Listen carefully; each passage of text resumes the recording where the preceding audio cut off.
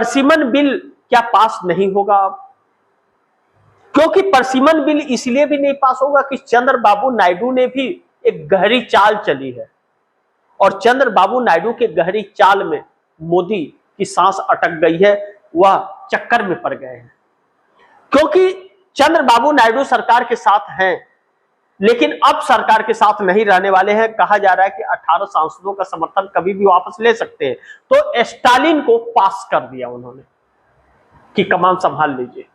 जिस स्टालिन को लेकर के कहा जा रहा था कि स्टालिन सरकार को दे देंगे, गोदी मीडिया के चैनलों पर बहुत जुगाड़ बिठाया जा रहा कि इससे बात हो गया है, उससे बात हो गया है, ये आ जाएंगे, ये पार्टी मिल जाएगी, ये अब्सेंट हो जाएंगे, इसको फ्लाइट नहीं मिलेगी, इसको ट्रेन नहीं मिलेगा। अलग अलग तरीके से जोर जार रहे थे 362।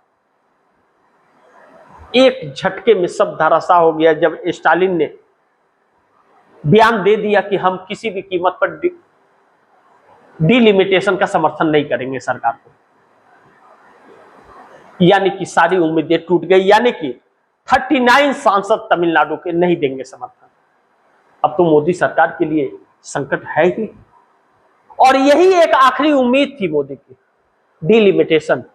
डिलिमिटेशन बिल पास होने का मतलब है कि आने वाला वक्त मोदी का होता, फिर मोदी आखिरी सांस तक प्रधानमंत्री रहते, भगवान बनते, पता नहीं क्या क्या बनते, कर्म भले न हो, लेकिन कोई हरा नहीं पाता, क्योंकि ज्ञानेश कुमार जैसा चुनाव आयोग उनके पास था। अभी तक तो लोग ज्ञानेश कुमार से परेशान थे, डिलिमिटेशन से आसाम वाली हाल हो जाती, जम्मू कश्मीर वाला हाल हो जाता।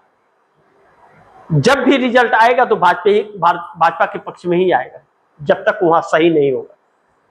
अब ऐसे में मोदी की यह चाल भी फेल हो गई, और जब यह चाल फेल हो गई कि अब यह कहा जा रहा है कि 39 सांसद नहीं साथ देंगे मोदी का, तो फिर परसिमन बिल नहीं पास हो पाएगा। अब सोमवार को जब पार्लियामेंट शुरू होगा तो यह पता चलेगा कि अमित शाह आते हैं या नहीं आते हैं, मोदी आ रहे हैं या नहीं आ रहे हैं, क्योंकि पूरा सदन का कार्यकाल समाप्त हो गया, आखिरी सप्ताह शुरू है। 13 तारीख को सेशन का आखिरी दिन है, उसके बाद स्थगित हो जाएगा, फिर शीतकालीन सत्र में पार्लियामेंट चालू होगा। तो ऐसे में क्या मोदी और शाह एक और कोशिश करेंगे?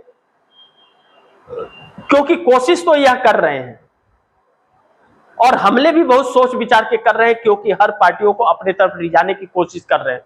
लेकिन पार्टियां अब समझ गई है कि इनके जाल में फंसना नहीं है, बातें मीठी मीठी करके गला काटने वाले लोग हैं। ऐसे में एनडीए के अंदर बढ़ते टकराव ने, एनडीए के अंदर जो टकराव है, चाहे वह जयंत चौधरी हो, अनुप्रिया पटेल हो, नीतीश कुमार, चंद्रबाबू नायडू, अब इस हद तक चली गई है कि नीतीश कुमार को रोज नरेंद्र मोदी पीएम दफ्तर में बुलाते हैं, बैठक कर रहे हैं, लेकिन बात बन नहीं पा रही है। नीतीश कुमार पूरी तरह से सरकार के खिलाफ हो चले हैं।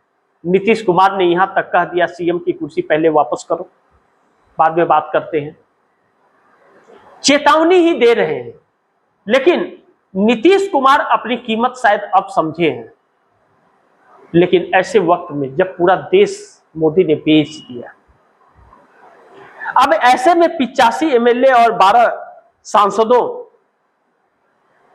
को वह मोदी के साथ बिल्कुल नहीं छोड़ सकते। तो 85 एमएलए और 12 सांसद खिलाफ गए मोदी के। यह चीज जान करके बिहार के अंदर अफरा तफरी वाला माहौल हो गया। सम्राट चौधरी की सांसें फूलने लगी कि बड़ी मुश्किल से तो सीएम बने थे, वह भी कुर्सी चली जाएगी। जो भारतीय जनता पार्टी एतरा रही थी बिहार के अंदर, बांकीपुर, बिहार के पटना के अंदर जो विधानसभा की सीट 30 सालों से भारतीय जनता पार्टी के पास थी, और राष्ट्रीय अध्यक्ष नितिन नवीन भारतीय जनता पार्टी के उनकी सीट खाली हुई थी, उसे बचा नहीं पाई। बिहार की जनता ने टाटा बाय बाय कर दिया, और 20,000 के अंतर से प्रशांत किशोर चुनाव जीत गए।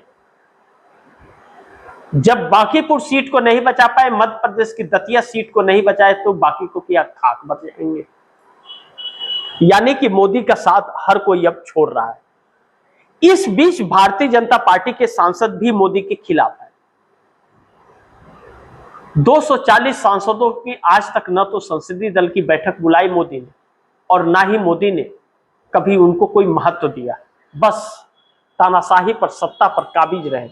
अब वक्त उनका है। बहुमत के लिए या कोई चीज के लिए वोटिंग होगा तो उन सांसदों को वोट चाहिए।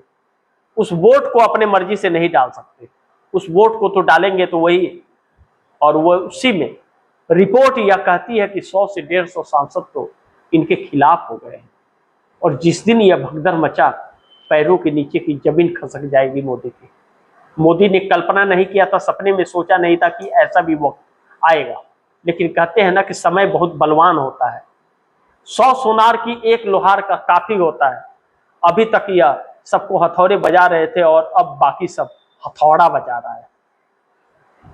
अब मोदी असली हैसियत में अब आए हैं। यह असली हैसियत है मोदी की।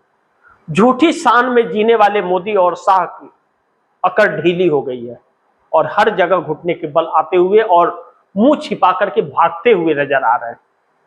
एनडीए गठबंधन के अंदर चंद्रबाबू नायडू हो, नीतीश कुमार हो, जयंत चौधरी, अनुप्रिया पटेल, जीतन राम मांझी, चाहे वह देवी गौड़ा हो, हर कोई अब अपना पल्ला झाड़ना चाहता है और साथ छोड़ना चाहता है। लेकिन जिस तरह से छात्र फिर दोबारा आंदोलन के लिए उतर रहे हैं सड़कों पर, अलग अलग जगहों पर, अगर इस बार सिर्फ जंतर मंतर नहीं, पूरे देश में जंतर मंतर बन जाएगा, जो मोदी सरकार के लिए संकट होगा। सर्वे भी यही कहता है और सर्वे यह भी कहता है कि वोटर भी दूर हो रहे हैं, इन्हीं के लोग इनके खिलाफ हैं। इसीलिए तो आरएसएस ने पलटी मारा और अब मोदी के न तो किसी रील पर न तो किसी बयान पर कोई भरोसा नहीं है, बल्कि उनकी रील इसलिए देख रहा है व्यक्ति कि उनको गाली कमेंट में लिख सके। तो सोचिए कि कितनी तरक्की में हैं। ऐसे में राहुल गांधी छात्रों के बीच जननायक बनते जा रहे हैं। पीएमओ के अंदर का माहौल पूरी तरह से गर्म हो चुका है। सरकार को समझ नहीं आ रहा है क्या करे ना करे, और नीतीश नायडू कभी भी अपना फैसला सुना सकते हैं। बाकी आप दर्शकों की क्या राय है, क्या सुझाव है, कमेंट बॉक्स में जरूर दीजिएगा। इस खबर को ज्यादा से ज्यादा शेयर कीजिएगा, अपने दोस्तों को भी कहिएगा आगे शेयर करें। और आपने टीवीटीएफडी इंडिया को सब्सक्राइब नहीं किया, सब्सक्राइब कर लीजिए, अपने दोस्तों को भी कहिएगा सब्सक्राइब करें। मिलते हैं अगली खबर के साथ, तब तक के लिए नमस्कार।